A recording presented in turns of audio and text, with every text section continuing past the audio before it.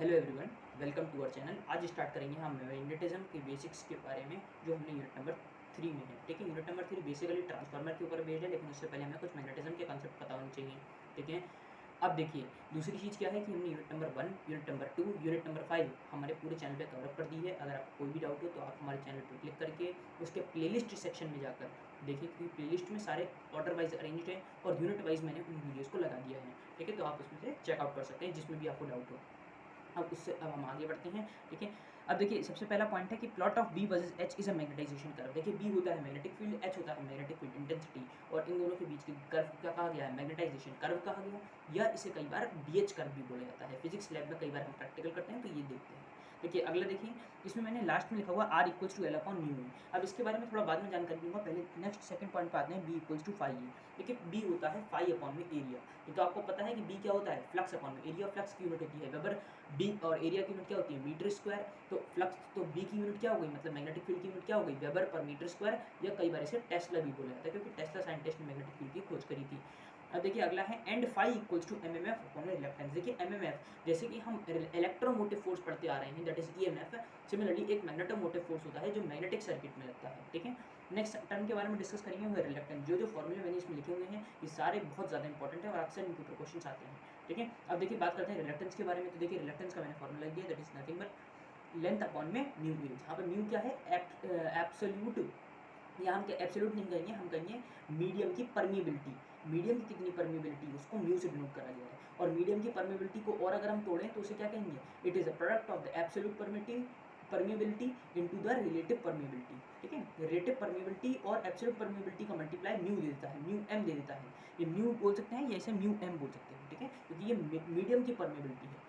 अब देखिए आगे थर्ड पॉइंट पे बढ़ते हैं। H is independent of core material, तो ये आपको पता होना चाहिए। और बी और एच के बीच में जो आइडियल कर्व आएगा वो इस तरीके का आता है, लेकिन जनरली जो प्रैक्टिकल कर्व हम देखते हैं वो ये देखते हैं कि एक हमारा लीनियर आया, थोड़ा सा न्यू हुआ, और फिर सैचुरेशन देखने के लिए हमें इस कर्व में मिलता है कुछ इस टाइप का कर्व में। ये देखिए हम ऐसे ही तो बनाएंगे इसे रफ में, ये हमारा रफ का फिगर है, इसे हम बोलेंगे प्रैक्टिकल बी एच कर्व। एक हमारे पास ये ग्राफ होता है, बी की यूनिट हो गई टेस्ला, एच की हो गई ampere turns per metre.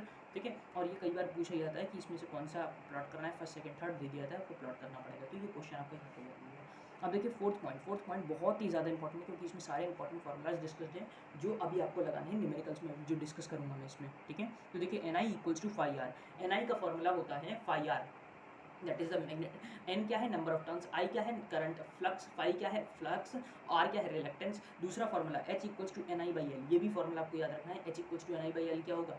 H क्या है? Magnetic field intensity, N number of turns, I current, upon में एल दैट इज लेंथ। ठीक है, तो N I equals to H L. तो एन आई के फॉर्मूला अगर इधर ले जाएं तो ये एच एल हो गया। तो एन आई फर्स्ट इक्वेशन से सेकंड इक्वेशन से फाई आर और एच एल भी बराबर आ गए, तो हम थर्ड फर्स्ट और सेकंड से मिला के लिखते हैं कि N I equals to phi R and phi R equals to nothing but H L. ठीक है, अब देखिए सेकंड इक्वेशन भी मैंने बना रखी है, जो है reluctance equals to L upon mu A. मैंने अभी आपको बता दिया था कि it is a product of mu one naught two mu R. Mu naught क्या होता है? Absolute permeability.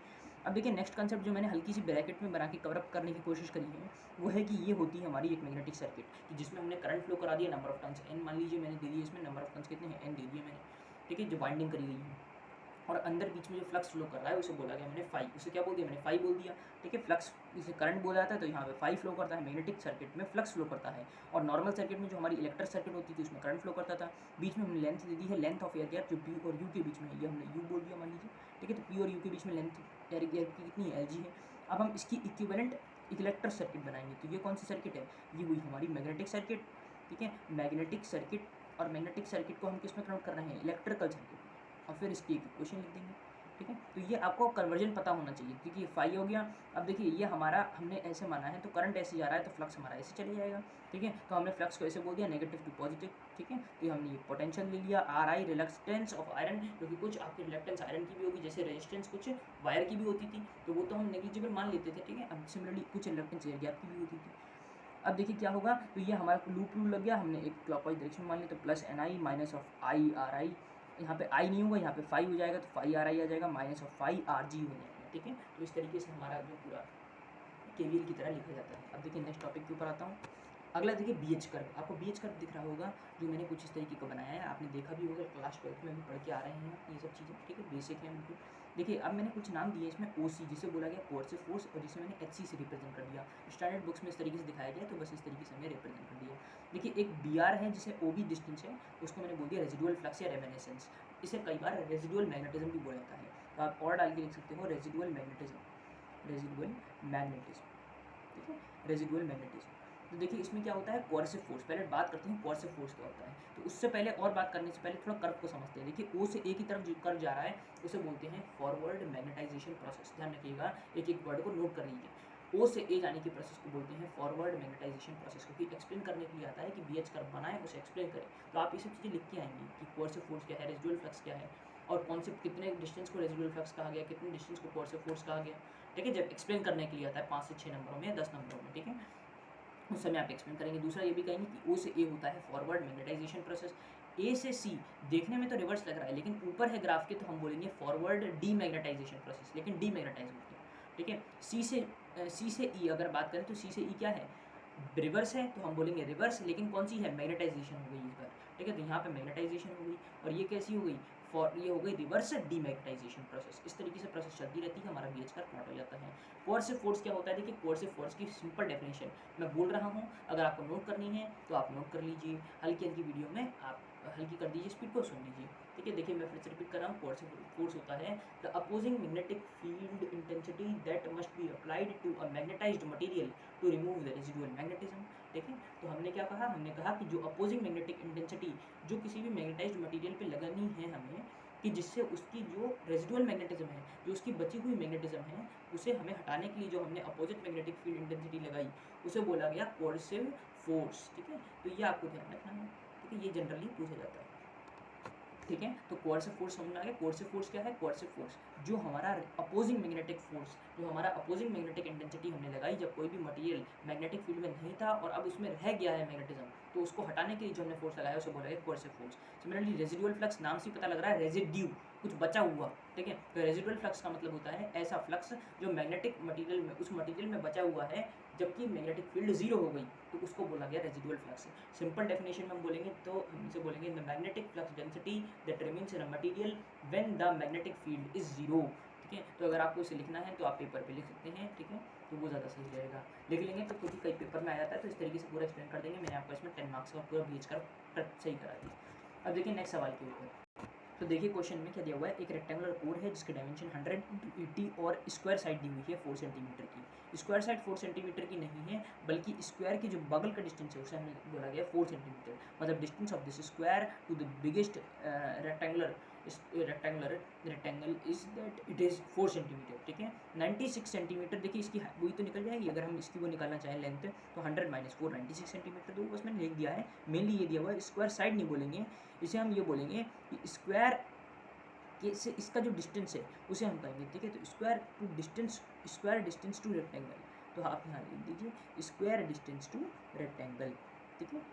रेक्टेंगल इस 4 centimetre is bound by 500 number of turns, तो नंबर ऑफ टन्स दी हुई है, करंट दिया हुआ है, फ्लक्स निकालना है वेबर में, और रिलेटिव परमेबिलिटी 1000 दी हुई है। देखिए कैसे करेंगे, देखिए सबसे पहले तो हमें लेंथ निकालनी होगी। लेंथ कोर की कैसे निकलती है, हमें सिर्फ और सिर्फ इतने पार्ट की लेंथ चाहिए होती है जिसमें फ्लक्स फ्लो करेगा, ठीक है। तो इस वाले पाथ में जो छोटा वाला पाथ है, तो इसमें 96 ये हो गई और 80 है। अच्छा फिर ये स्क्वायर है, तो इधर भी 4 होगा, इधर भी 4 होगा, है सिमेट्री। देखिए ये 4, तो 80 - 4 दो बार 4 माइनस होगा।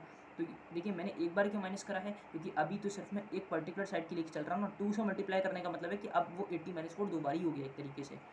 चीज़ें क्लियर हो रही हैं, तो हमारे पास आएगा 96 + 76, क्योंकि ये फॉर्मूला किसका होता है, रेक्टेंगुलर का ही तो होता है, क्योंकि भाई यहाँ पे ये 96 हो गया, और एक तरीके से ये भी हमारा क्या हो गया, ये भी एक तरीके से स्क्वायर की तरह, ये भी हमारा एक तरीके से रेक्टेंगल ही ट्रीट होगा, ठीक है। ये रेक्टेंगल ही ट्रीट हो गया भाई। 80 - 4 क्या हो गया, 76। तो हम यहाँ स्क्वायर कीजिएगा, ठीक है। ये क्वेश्चन ही मेरा बनाया हुआ था, तो ये मैंने सिर्फ आपको समझाने के लिए कर दिया है, तो हल्की सी मिस्टेक है, आप इधर रेक्टेंगल कर लीजिए, ठीक है। तो अंदर जो रेक्टेंगल है वो भी हमारा, उसकी डायमेंशन आ गई, तो 96 76 हमने इसे ऐड करा, ये बना 344 सेंटीमीटर, तो ये बन गया 3.44 सेंटीमीटर। देखिए क्वेश्चन कंसेप्ट क्लियर करते हैं। क्वेश्चन में थोड़ा सा बहुत एरर हो सकता है, ठीक है, मानते हैं, लेकिन क्वेश्चन कंसेप्ट क्लियर करने में बढ़िया है, हमने इसलिए इस क्वेश्चन को लिया है। देखिए अब अगला है Ni = φr, हम Ni = φr वाली इक्वेशन लगाएंगे, जो मैंने कही थी बहुत इंपॉर्टेंट है, क्योंकि हमें फ्लक्स निकालना है। तो n दिया हुआ है, I दिया हुआ है, रिलक्टेंस अभी हम निकालेंगे L/μA से। तो L की वैल्यू क्या लगाएंगे, ये लगाएंगे, और म्यू की वैल्यू क्या लगाएंगे। देखिए म्यू की वैल्यू थोड़ा सा दिमाग लगाएं, तो म्यू क्या था, μ0 × μr।